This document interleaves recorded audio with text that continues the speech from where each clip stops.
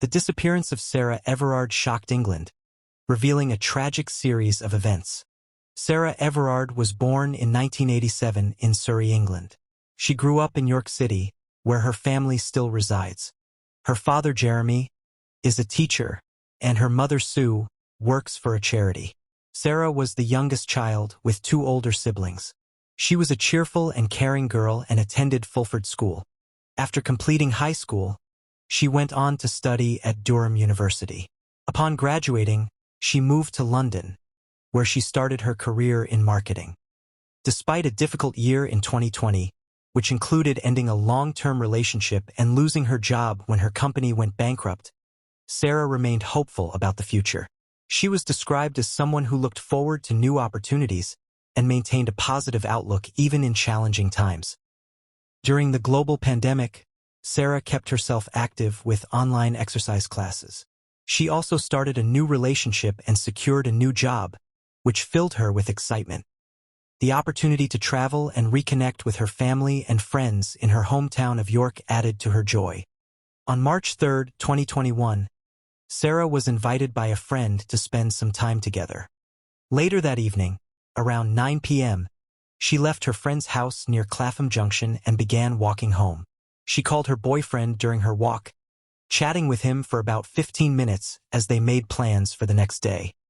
At 9:28 p.m., she was caught on security cameras walking down Pointers Road, and a few minutes later at 9:35 p.m., footage from a police car's dashcam and a bus passing by showed her talking to a man. After that, Sarah disappeared. On March 4th, Sarah's boyfriend was concerned when she did not show up for their planned meeting and did not respond to his messages. He immediately reported her missing to the police.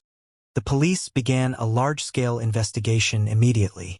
They canvassed over 750 homes in the area and reviewed countless hours of security footage.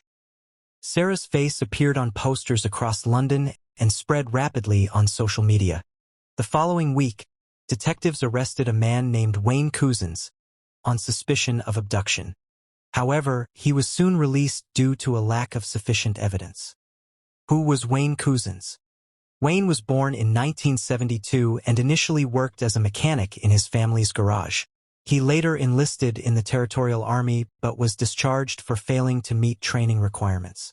Despite this setback, he applied to join the police force 3 times and got rejected each time. However, in June 2006, he was finally accepted into the Kent Police despite his earlier rejections. By 2020, Wayne had transferred to the Metropolitan Police and was assigned to the Parliamentary and Diplomatic Protection Branch, tasked with safeguarding government and diplomatic buildings. Shockingly, it was revealed that Wayne had not undergone a proper vetting process when he joined the force, and he had not even completed the mandatory 2-year probationary period for new recruits. Wayne's background raised significant concerns about his qualifications for such a role. Despite being a 43-year-old father of 2, he lacked both the experience and the training necessary for his position. Following the incident, police urged women to be cautious and avoid walking alone at night. The search for Sarah Everard intensified, with officers even inspecting a garage on a cliff owned by Wayne Couzens, although nothing was found. On March 10, 2021, 7 days after Sarah's disappearance, police discovered human remains in a bag in Hodes Wood. That same day, Wayne Couzens was arrested again, this time on charges of murder. It was reported that on March 3, Wayne finished his 12-hour shift at the U.S. Embassy in London at 7 a.m. Afterward, he drove to Kent to pick up a rental car he had reserved 3 days earlier. Returning to London, he cruised around the city, looking for a potential victim. His plan was to exploit his position as a police officer, intending to stop and detain a lone woman by falsely accusing her of violating lockdown regulations. Having previously worked on COVID patrols in January 2021, he used his experience and police badge to manipulate the situation. Wayne reached Clapham at around 9:23 p.m. when Sarah left her friend's house and began walking home to Brixton Hill. At 9:34 p.m., Wayne spotted Sarah. He parked the car, approached her, and presented himself as a police officer. Showing his badge, he falsely accused her of violating lockdown rules. He then handcuffed Sarah and forced her into the rental car. Sarah believed she was being stopped by a genuine police officer and did not resist the arrest because she likely thought she was being taken to a police station. Wayne drove her to Kent. Once there, he swapped the rental car for his own personal vehicle and continued to keep Sarah with him. He then drove Sarah to a secluded rural area where he essayed her and then presumably used his police belt to strangle her. He had meticulously planned the crime at least a month in advance, renting a car specifically for the abduction, purchasing carpet tape to keep his personal vehicle clean, and scouting the location where he intended to dispose of the body. After the crime, Wayne took several steps to cover his tracks. He returned the rental car and, using his personal vehicle, drove to Sandwich in Kent, where he discarded Sarah's cell phone in a creek. Around 11 a.m. on March 4th, he stopped at a gas station to buy 5 liters of gasoline. He then returned to the location where he had left Sarah's body, which was inside a refrigerator, and set it on fire using gasoline.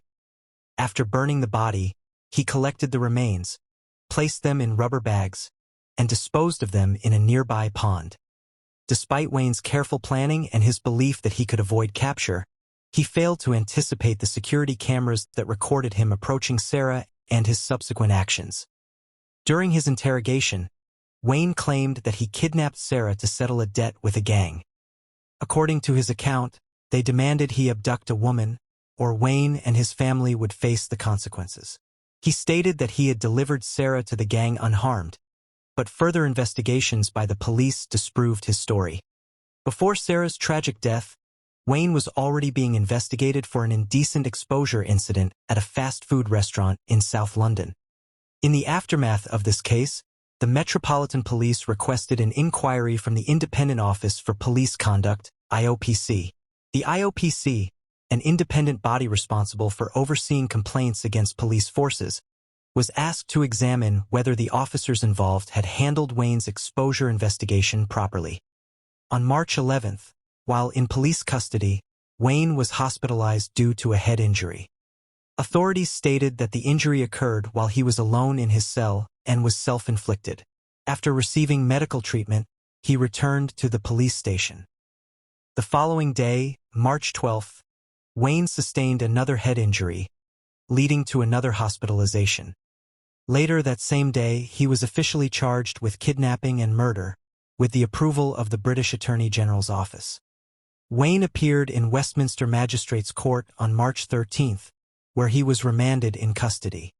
Authorities clarified that at the time of Sarah's disappearance, Wayne was not on duty. On March 10th, the remains found were identified as Sarah's through dental records. When police arrested him at his home, they discovered that he had wiped all the data from his phone just 40 minutes before their arrival. Sarah's family was heartbroken when they learned a police officer was responsible. The public nature of the case made their mourning more difficult, and they largely avoided media attention. Planned vigils were banned due to COVID concerns, with most moved online. Despite this, some small gatherings occurred, and some people were arrested for defying the restrictions. Tensions rose when police allegedly destroyed memorials, sparking public debate. In the wake of Sarah's death, social media became a platform for women to share their own stories of harassment on the streets. Many voiced their demand for stronger measures to combat such issues. In July 2021, Wayne Couzens appeared via video in a London court, where he pled guilty. 2 months later, he was sentenced to life imprisonment without the possibility of parole. Sarah's father shared his deep sorrow, stating he could never forgive Wayne for taking his daughter's life. Sarah Everard's tragic death serves as a haunting reminder of the dangers people face and the urgent need for justice, accountability, and societal change to protect every individual, regardless of their circumstances. Thank you for watching. Please subscribe to my channel for more true crime content. See you next time.